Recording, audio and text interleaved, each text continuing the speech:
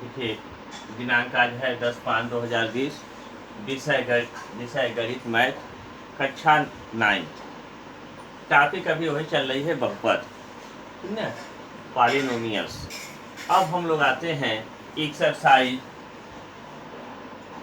2.3 पर।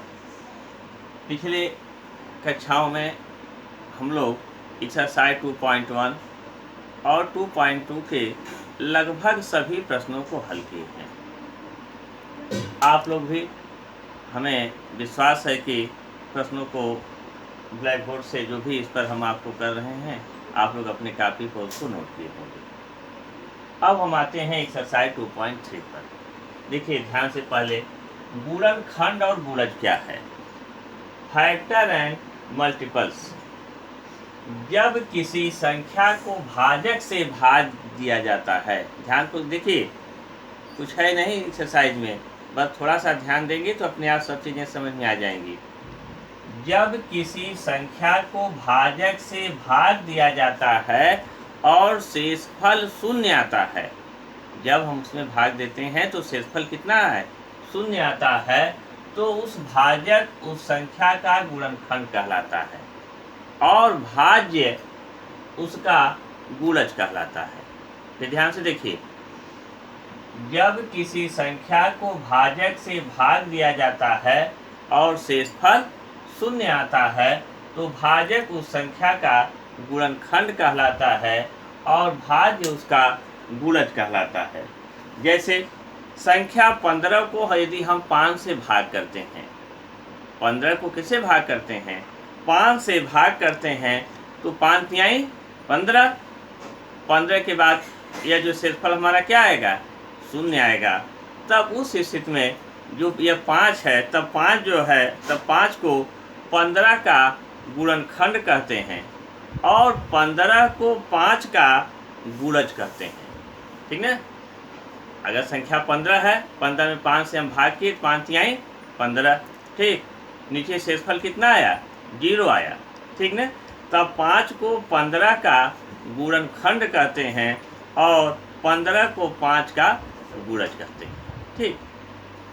अब देखिए दूसरी चीज क्या है इसमें, बहुपद में विभाजन। जो एक्सरसाइज 2.3 में इन्हीं दो चीजों पर ध्यान से तो देखना है आपको, इसी पूरी एक्सरसाइज लग जाएगी। बहुपद में विभाजन एल्गोरिथम, डिवीजन एल्गोरिथम इन पॉलिनोमियल्स, ठीक।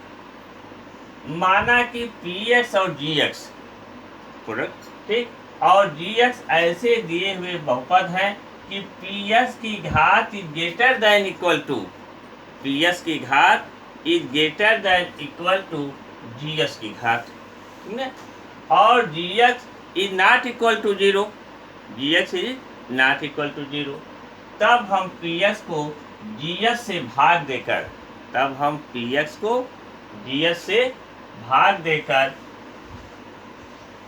ऐसे बहुपद qx और rx प्राप्त कर सकते हैं, जिससे कि px बराबर gx into qx plus rx, जहाँ rx इज इक्वल टू 0 या rx की घात इज लेस देन gx की घात, ठीक ना।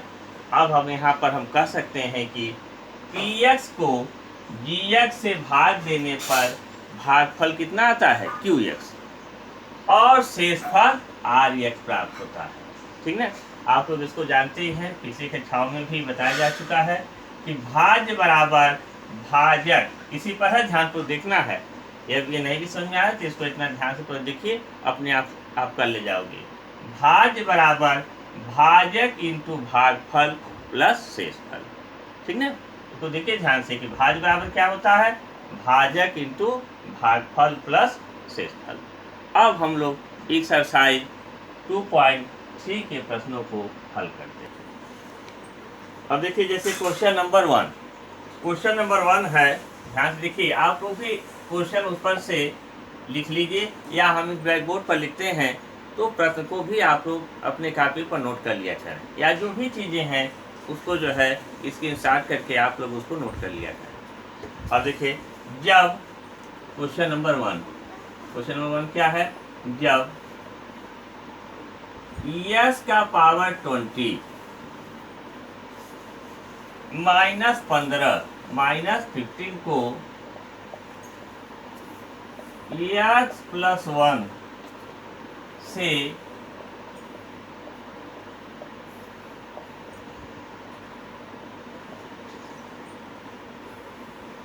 x+1 से विभाजित करते हैं। जब x का पावर 20 -15 को x+1 से विभाजित करते हैं तो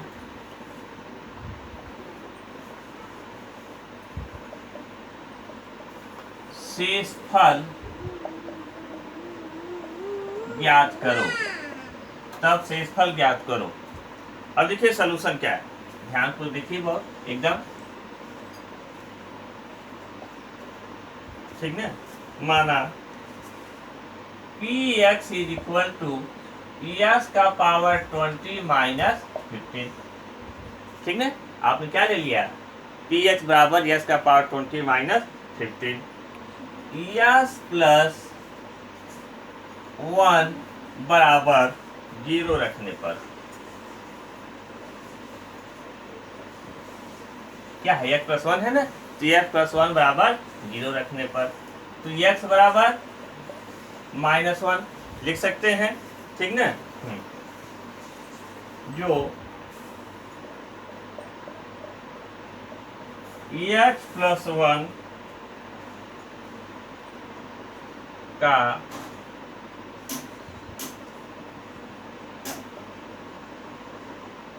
शून्यक है, ठीक है। अब देखिए कैसे शून्यक है, x+1 बराबर 0 रखने पर x बराबर आपने क्या रखा, -1। अब x बराबर जब -1 है तो अब x -1 और +1 इज इक्वल टू क्या है, 0। इसका मतलब यह इसका x+1 का शून्यक बराबर -1, x+1 का शून्यक है, ठीक ना। अब देखिए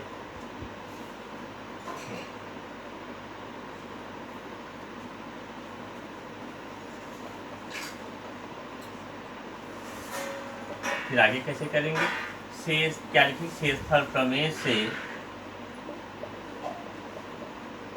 शेषफल, ठीक है।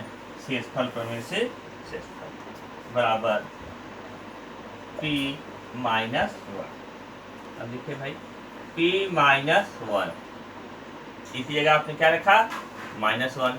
यस का पावर क्या है 20, तो -1 का पावर 20 -50, तो -1 का पावर जब 20 आप करोगे तो इसकी वैल्यू कितनी आएगी, 1। तो 1 -50 इज इक्वल टू कितना हो गया, 40। हाँ 1 -50 -14, अतः